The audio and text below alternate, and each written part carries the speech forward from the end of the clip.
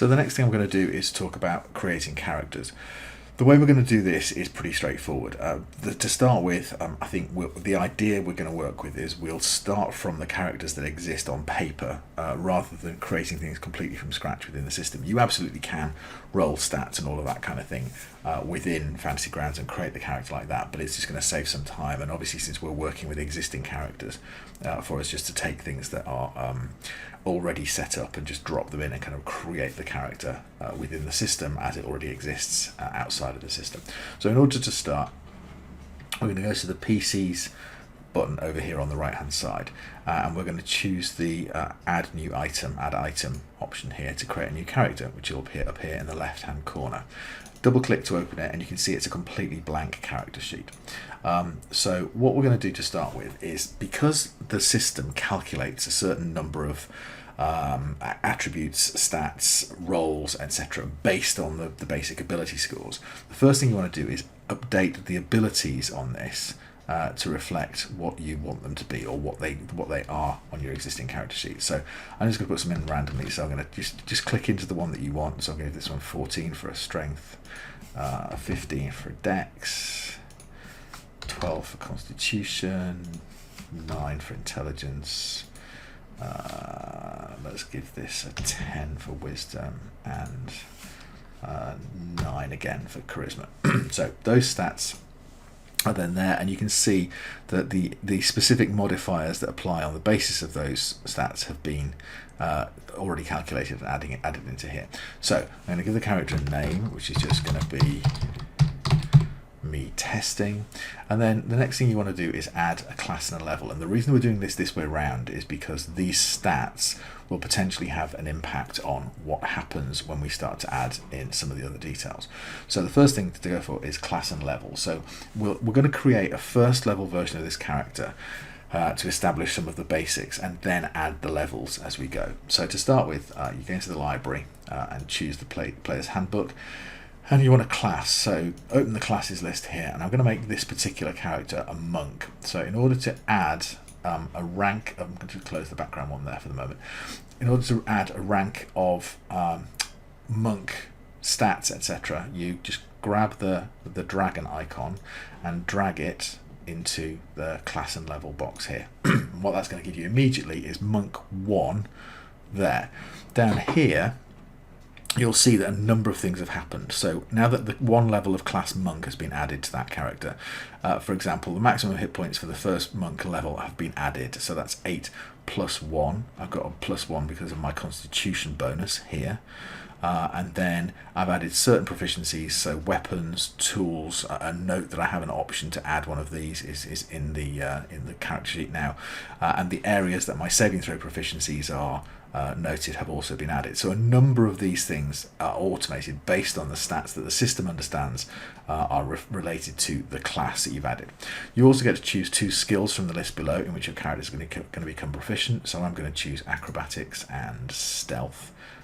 Hit the arrow, the tick, and that's done. So now you can see that a couple of things have happened. My basic armor class has been set up as 12 here, which is a function of some monk stuff, which is essentially my base 10 plus my dexterity bonus, because that's what monks do. And the maximum hit points I've got, which is this 9, 8 plus 1, has been established here. This will keep a track of any wounds that I take. This will keep a track of any temporary hit points that I take. Death saves and things like that, hit dice that I use, are all listed here too. So these are the basics. Now the next thing that I'm going to do is I'm going to add a race. So for my race, I'm going to be an elf. You see all the details here and the various abilities that come with. So I'm going to drag elf onto here. I'm going to be a wood elf, which has an impact on some of those attributes that I gain. Click that there, and so now you can see things like these traits have been added, the languages that I speak have been added, my perception skill has been added into as a proficiency, and a number of other things have been updated. What that then gives you, if I close these out of the way, and look at the character sheet. So things like skills, for example, here now acrobatics and stealth, which I selected to start with, have been indicated as being proficient, but also perception has become proficient because I'm an elf, and that's one of the elfish characteristics. Abilities here, you can see a number of things. So if you want to find out what any of these are, I happen to know what Mask of the Wild is, but if you want to look at it, you can attempt to hide even when you're only lightly obscured by foliage, etc. So each of these things that have been added, you can always look at the detail of what they mean here. You also have a look here at the proficiencies. You now find out that you're proficient in simple weapons and short swords, and you can also choose a tool or a musical instrument to be proficient in, and that's the sort of detail that obviously we can add outside of this session. Your inventory tab here will show basically that you haven't got anything. We'll deal with that in a second. You can add notes around things like your alignment, your details like gender and age and race, age and size, excuse me, etc. can all be listed out here. This log is where you can keep track of what you've done and what's been going on for you. And then actions is something I'm going to come to in a second. So going back to the main part of the character sheet, the next thing that we can add is a background. And again, it works exactly the same way. Go into the player's handbook, select backgrounds. This particular background I'm going to have as an Outlander. So drag that into there, and again, a number of features are added. So my skill in athletics and survival have been added. The feature Wanderer has been added to the character, and I have an extra type of proficiency to choose. So all of these things are automated. It's all really straightforward. The other thing that's also happened, by the way, is that because my dexterity has gone up, courtesy of the elvish point up here, which I forgot about to mention, my armor class has already also increased to 13. So there's the basic character sheet. Things like any special sense issues, dark vision, etc. to 60 feet are all listed here, and the saves that relate to what's now my final set, or at least for level 1 of stats, are all finalized here as well. So if I need to make a dexterity saving throw, what I can do, let me just clear some stuff out of here. There are a number of things you can now do from within this sheet that will hopefully come in useful. So for example, if at any point I needed to make a dexterity saving throw, I can just double click there. I'll get a save, which is my dexterity plus 5. There's the bonus. I rolled a 20, so it's 25. That's my save. So that's the basics for the character. Now the next thing that we would want to do is add some levels to this monk. So to do that, I'm going to go back into the library, back into classes, and back to monk. And basically I'm just going to drag, so I want him to be a 5th level monk now. So I'm just going to drag another level of monk onto the character sheet. Now I'm monk level 2. Average hit points for additional monk levels have been added, so that's 5, which is the average for a D8, plus 1, which is my constitution bonus, so my maximum hit points have now gone up to 15. The feature key, which is a monk feature, has been added, and I also have this extra feature which is about unarmored movement, which has been added here. So all of these things are now in various parts of the character sheet. So there's unarmored movement. If I want to look at the detail, it tells me that I can move more quickly when I'm not wearing armor or have a shield, and the same thing happens at different levels. So each time I want to add a new level of monk, I just drag one more level.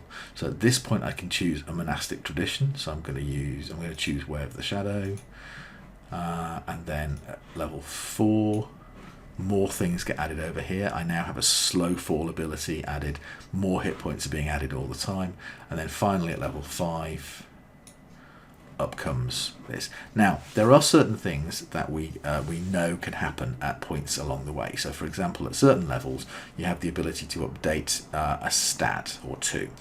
You should always do that at the level that it applies before adding the next levels on, because then if you change any of these stats here and they have an impact, so for example if your constitution got higher and it had an impact on your constitution bonus, you need to have this in the system before you start adding more levels so that it can calculate your improved constitution bonus.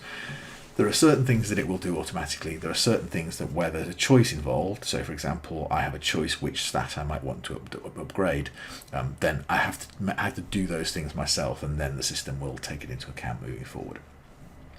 So hopefully that makes the setting up of the character pretty straightforward.